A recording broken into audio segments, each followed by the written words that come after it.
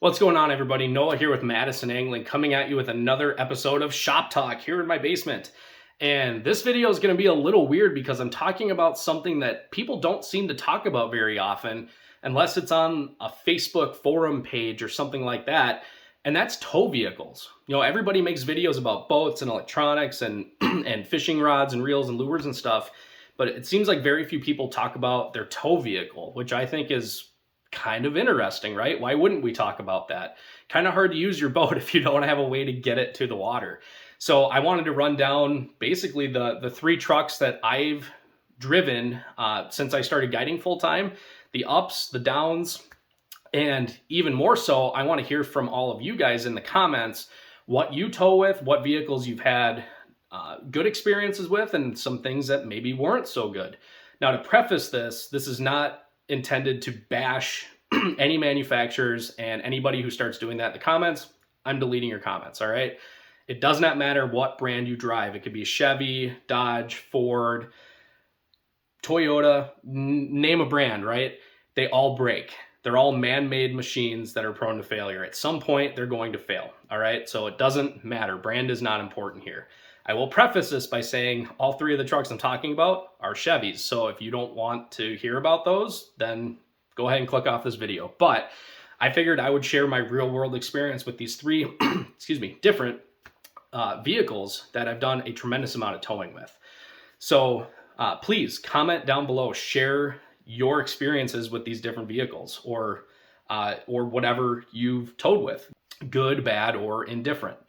So my very first tow vehicle when I was guiding full-time was a 2004 Avalanche that I bought from a buddy of mine who bought it new in 2004. And it was kind of a crusty unit, to be totally honest, but it had the 5.3 Vortec, which was an excellent engine. The only issue I had with it was a bad ground wire, which, for those of you who don't know, Chevy puts their ground wire, basically attaches to the firewall, and it bolts to the back of the engine block. So it's really, really hard to get to when that thing gets corroded and it needs to be replaced. So I did some redneck engineering and I used a basically just a big section of wire, battery cable, and I bolted it to the block and bolted it to the frame of the truck, which was a little goofy, but it worked. It was kind of a roundabout way to make that ground connection work. When it did start to fail, there were a few electrical things that were doing weird stuff, and it was diagnosed as being a bad ground. So that was kind of annoying, but otherwise the engine was great. It did develop a lifter tick at about 180,000 miles or so. And when I bought this thing, it was close to 150,000, and I got rid of it just shy of 230,000 miles. So I drove this thing for a long time and I put a lot of miles on it, and most of those miles were towing. So the lifter tick, I actually fixed the first time. I pulled the intake manifold off and the heads. I just had a clogged lifter. So we cleaned all that out, ran fine. It did develop another tick on two other cylinders on the other side of the engine about the time that I was getting ready to get rid of it anyway. So towing wise, it was fine. I was towing a smaller boat at the time, my 18-foot Tuffy Tiller, the red one in some of the older videos, and it towed it fine. It was starting to get tired. It was an old truck, so it was getting a little tired, but the transmission held up fine. I did a lot of maintenance on it, and ultimately, living in Wisconsin its whole life is what killed it. It was rusty. Nothing you could really do about it, right? And unfortunately, I blew a brake line on it.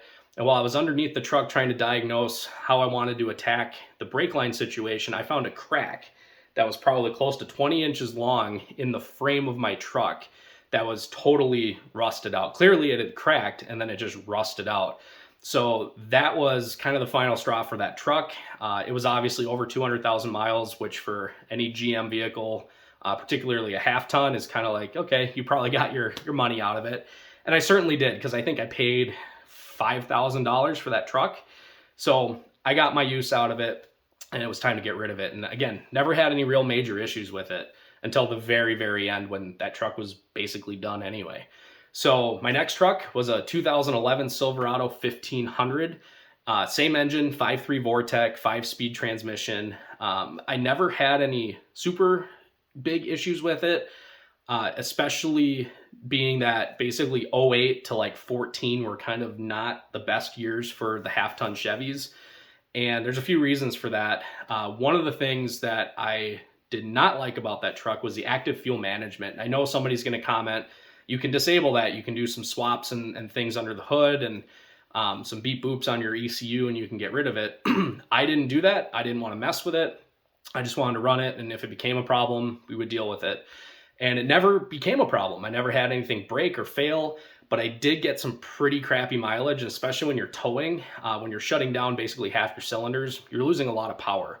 So to combat that, I basically kept the thing in tow haul mode most of the time, which essentially just changes the shift point. So it shifts a lot later so that we have more torque going into the next gear as you're upshifting. So it did seem like it had a lot more power when it was in tow haul mode. I don't know if it disabled the active fuel management. I've read that it does, and I've also read that it doesn't. I have no idea.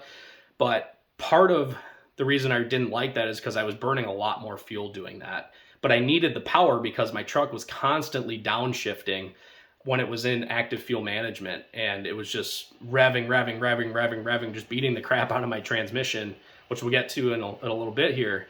So mileage wise, it was pretty crappy. Not towing, it wasn't bad. It was kind of in the upper teens, but towing was pretty bad. So I spent a lot of my spring guiding on the Wisconsin River up at the Dells, and it's about an hour each way. And I was burning close to $100 a day in fuel. And that's towing my Ranger. So before, when I was towing my Tuffy, it wasn't so bad. But when I got my Ranger, which weighs a little over 6,000 pounds fully loaded, it made a big impact on my fuel economy, and I was getting close to 7.5, 8 miles to the gallon towing, which was really bad, which obviously adds up really quick when you have 2 hours of driving a day. And on top of that, things were starting to rust too. That generation of Chevy body obviously is notorious for rusting, especially the box. The rear fenders were pretty bad. That one was starting to get rusty.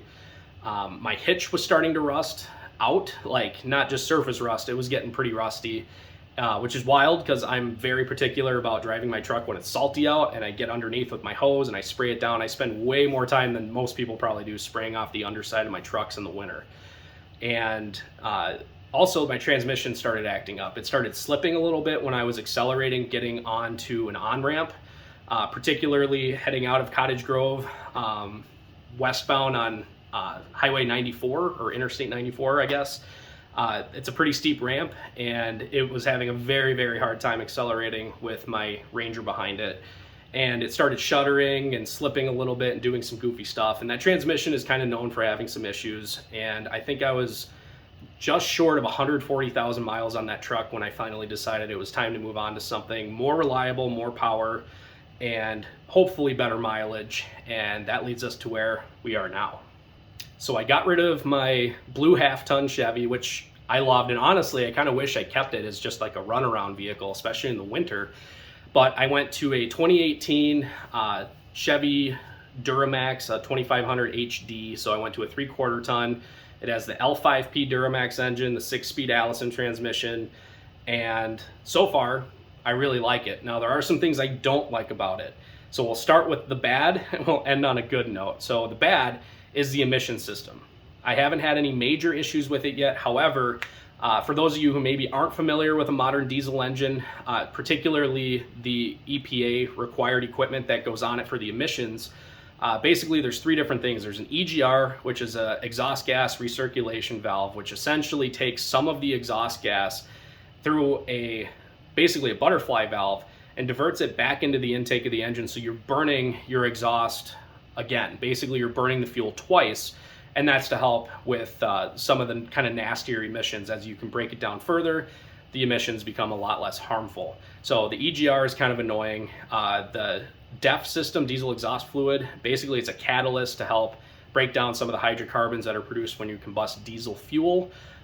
That's pretty annoying because you have to have DEF fluid to your truck, and those systems can fail pretty easily, and DEF is not cheap. And the DPF, or diesel particulate filter, which is basically a big old sponge in your exhaust that catches all the soot. So you know when people romp on their diesel truck and they're rolling coal and stuff, all that soot gets trapped in this filter in your exhaust. Now what happens when that filter gets clogged? We need to clean it out, right? And there are times when the system to do that doesn't work. You create too much back pressure and you start breaking stuff on your engine. The way it's supposed to work is called regeneration or a regen, which essentially there's a few different ways the truck can do it, but I guess the most common way is there's a fuel injector upstream of the DPF, basically behind the turbo, that shoots diesel fuel into the exhaust, and it heats up the exhaust really, really hot, upwards of almost 1500 degrees, and it burns all of that soot off into ash, and it just goes out your exhaust basically invisible. So it's able to burn all that stuff off in a way that it leaves your truck cleaned, and it's basically totally denatured. It's not going to do anything bad to the environment. The downside to that is things get really, really hot, which wears things out, so turbos can wear out. The other side too is you've got a fuel injector that's just continuously spraying diesel fuel, so your fuel economy drops significantly when you go into regen. You can actually watch the fuel gauge drop when you're in regen, which is pretty annoying. And another thing that a lot of people don't talk about is when you shut your truck off while it's regenning, all that diesel fuel that's being injected into your exhaust just kind of sits in your exhaust and kind of gums things up and makes it harder for the truck to regen. So if you're ever sitting there in your truck and it's high idling and it kind of smells like raw diesel burning, it's regenning. Don't shut your truck off. Give it a few minutes. Once it idles down on its own, that means the fuel injection is stopped. You can shut your truck off. You're going to save yourself a lot of headaches if you do that. That is not something they told me when I bought this truck at the dealership. And it is a used truck. Did not buy a new truck. So I had to find that out on my own from other people. So if you're thinking about getting a Duramax that has all the emission stuff intact, or any engine for that matter, when it regens, make sure it idles down on its own. It might take 5 minutes when you put it in park before you shut the truck off. That'll save you some headaches in the long run. Outside of that, obviously diesel's expensive. The maintenance is expensive because you have fuel filters, transmission filters, 10 quarts of oil in that thing, a big old filter. You have an internal and external transmission filter. So there's all kinds of stuff that needs to be maintained on these trucks, which is kind of annoying. And then obviously when it's cold out, you run into gelling issues with diesel fuel. Most modern diesels don't have a lot of issues. I have never had my truck gel. I do have a block heater, but I rarely use it. In fact, I was down at the Chicago Muskie Expo this last weekend in very cold temperatures, below -10 degrees, and my truck started just fine and ran just fine. Took a while to warm up, but I never had any issues with it. So that's kind of the bad, I guess, is maintenance. And then tires, go into a 3/4 ton or even a 1 ton, you're looking at 10-ply tires, which are significantly more expensive than, a 5-ply or something that you'd have on a 1/2 ton. So maintenance wise and parts are a lot more expensive on the diesel, but the good stuff I think outweighs the bad. So towing my boat, it's a little over 6,000 pounds fully loaded. I usually get 14 to 16 miles to the gallon towing, which is pretty awesome. So I've actually increased my fuel economy by nearly 100%, right? Because I almost doubled my fuel economy going to a diesel. Yes, it's more expensive, so it all breaks down to be almost a wash. But the upside is my truck doesn't have to work as hard to tow. That this thing can tow like 35,000 pounds or something crazy. It has like over 900 foot-pounds of torque, almost 500 horsepower. I've done a few mods to it to help make it a little bit more, I don't want to say peppy, but it's a little peppier than stock, but everything's emissions compliant. So I'm about 500 horsepower, a little over 900 foot-pounds of torque, which is plenty. Like going up a hill with that thing in 6th gear, it doesn't shift. It just gets on the turbo and whoop, up the hill you go. It's incredible. So the mileage is great. The cold weather performance has been just fine. Obviously it tows like you wouldn't believe. And when I'm not towing, I actually get pretty awesome mileage too. It usually averages about 21 miles to the gallon, which is actually better than I was getting with my 1/2 ton Silverado, which is pretty wild. And on top of that, yeah, it's got a big old turbo the size of your head, and it whistles and choo-choo-choo-choo, does all the fun stuff, right? So it's a fun truck to drive, but all I really do with it is tow. And so far, no problems. So that's kind of my rig rundown, guys. Those are my 3, I guess, tow vehicles that I really kind of beat the snot out of. And I'm just telling it like it is, the good, bad, and ugly. Overall, been pretty happy with my GMs. Would I be opposed to switching brands someday? Not at all. But I want to hear what you guys are towing with and maybe some issues you've ran into with your tow vehicles, or make a point to somebody else like, hey guys, this truck is awesome. But another thing I want you to keep in mind is I tow a lot. You know, I'm not just towing on weekends. I'm towing upwards of 7 days a week for months at a time. So I've really beat on my trucks, and I'm not getting paid by Chevy. Trust me, I'm not getting paid by Chevy to say any of this. But those are my real world experiences with these. So share yours down below and give me some ideas for other Shop Talk videos. I know I've been very lacking on the videos, which I'm sure is part of why this video is going to tank, and I fully acknowledge that. But it looks like winter is going to be gone pretty quick here. We just got ice here in Madison, and it looks like we're just about to lose that ice in a couple weeks here.